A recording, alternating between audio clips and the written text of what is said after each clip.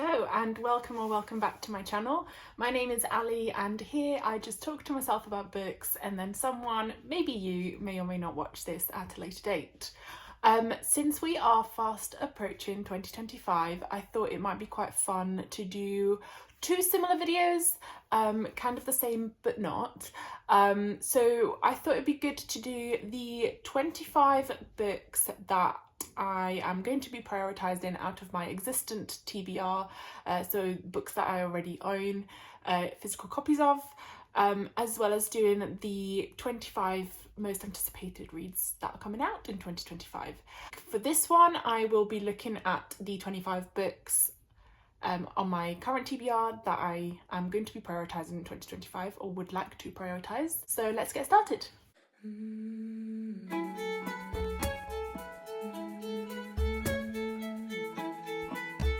So I've been through all my TBR books that I currently own physical copies of, and I have picked out the 25 books, some are part of series, that I think I would like to prioritise, at least at this stage, in 2025.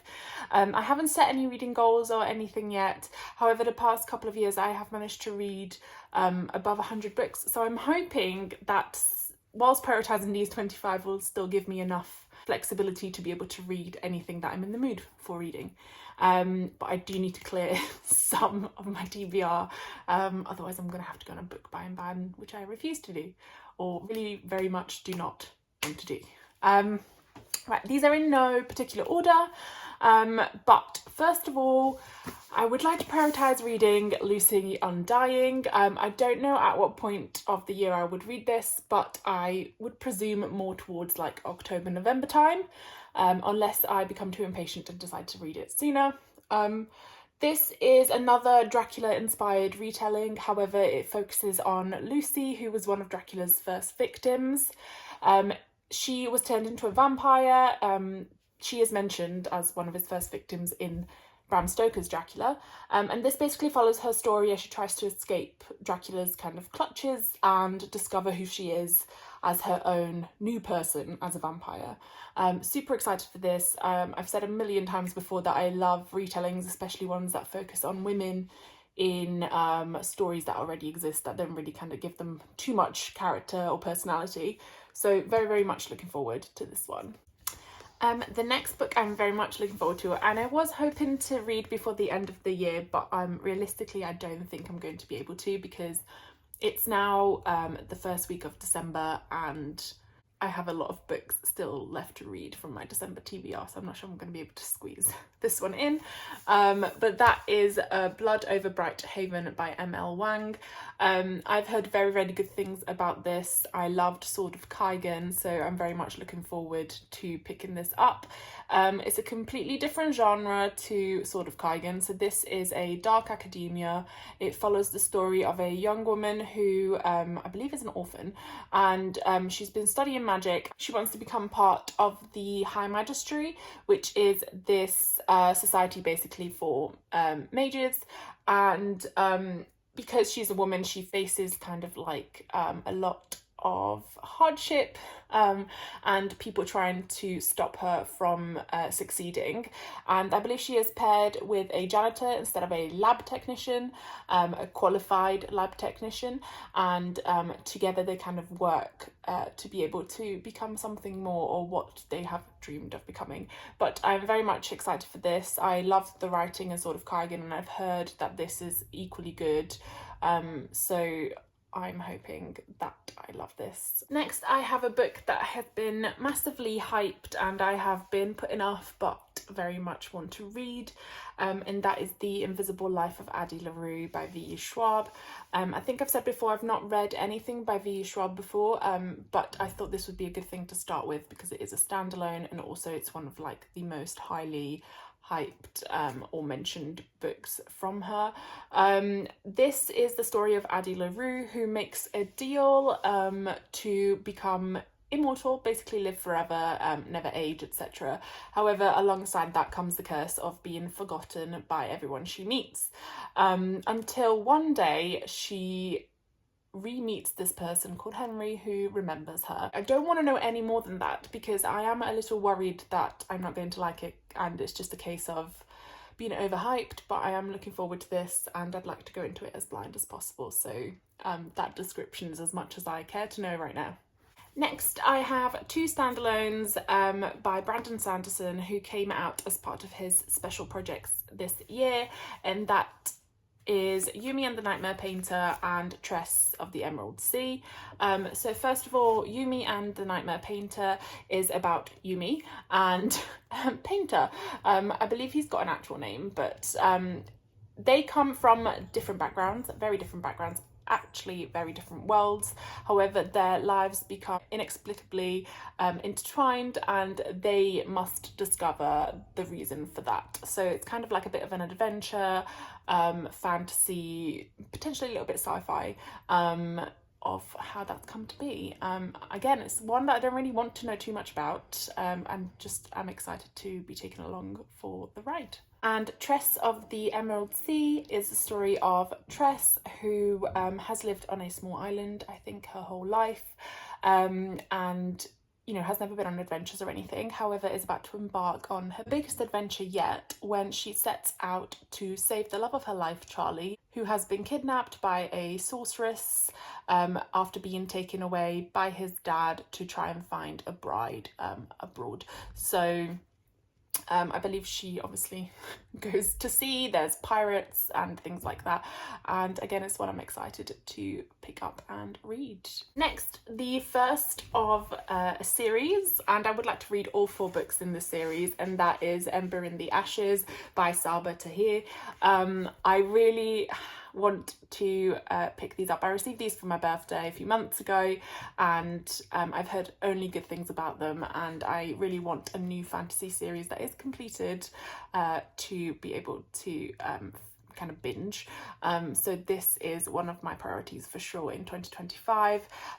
This is inspired by ancient Rome, I think, but obviously a fantasy setting, and follows the story of Leia, who spies for rebels in this world to try and get them to help her to rescue her brother who is being held captive. I don't know any more than that, and again I quite like going into books a little bit blind, to be honest.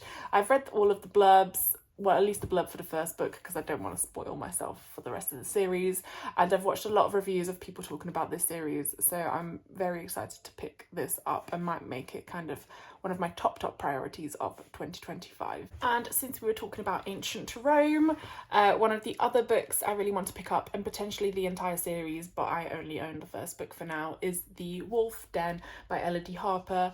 This follows the story of a young woman from Greece who has been sold into slavery following her father's death and ends up working in a brothel in Pompeii.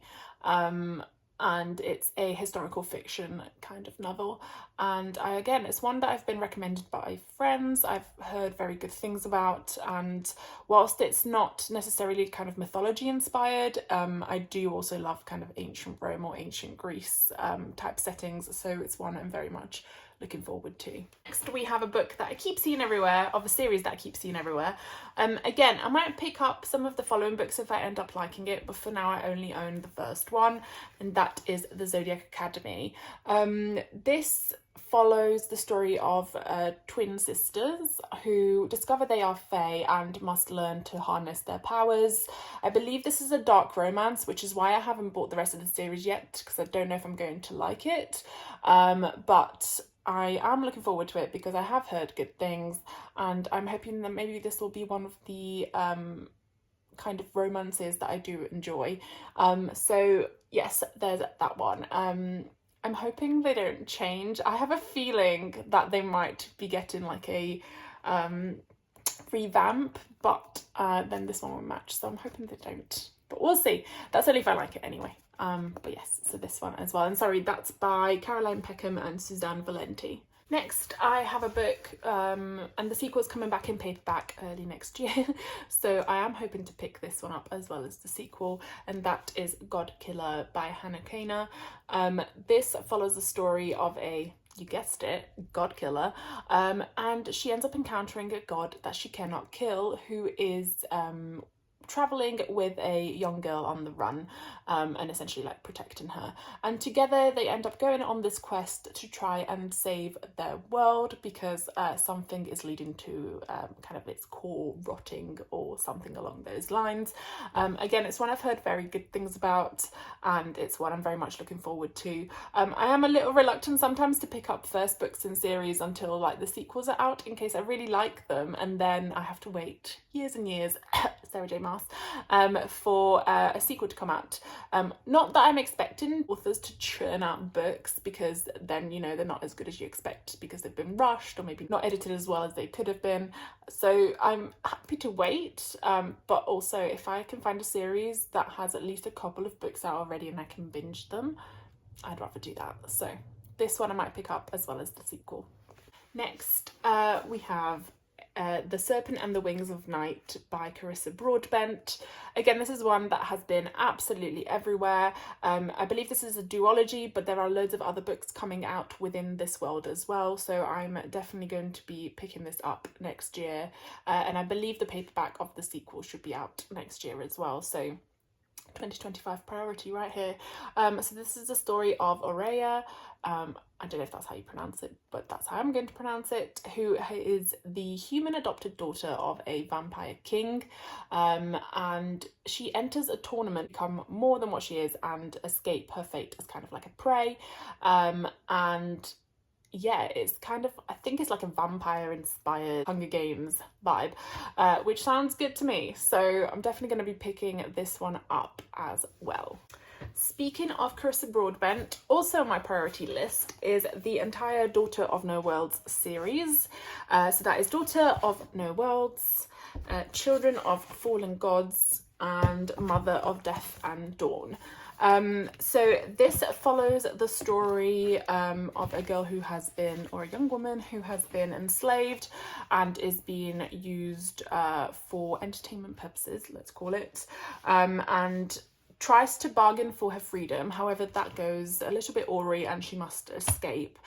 She has some kind of rudimentary magical powers, and she ends up running away to find a group of people that are going to be able to help her develop them to a point where she can go back and save her friends that she had to leave behind who remain captives, which sounds really good to me. I think this is a romantasy, but I've heard good things about it. I say but, I do read romantasy, however, I've heard that this one actually has a plot, which I'm very excited for. The last few romantasies that I've read have been a little bit hit and miss, to be honest, but I am looking forward to this one for sure. So again, another priority to finish this series in 2025. And another series which is not yet completed, I think it's going to be 7 books in total, but the first 4 at least are within my grasp. That is the Bone Season series by Samantha Shannon.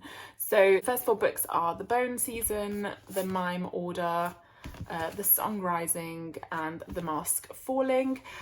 This follows the story of Paige, who is a clairvoyant in a kind of dystopian future London, and works in the underworld. And I don't want to know any more than that, but I have been to see Samantha Shannon a couple of times now, talking about a few different books. So I believe in one of them she was talking about the next one in this series that is due to come out next year, and I also went to see her for A Day of Fallen Night, and she did touch upon this series as well, and it just sounds really, really good, and so I will be making it a priority to at least get through the first 4 books in that series in 2025. Now, this is the first book in yet another series that I would like to prioritise in 2025.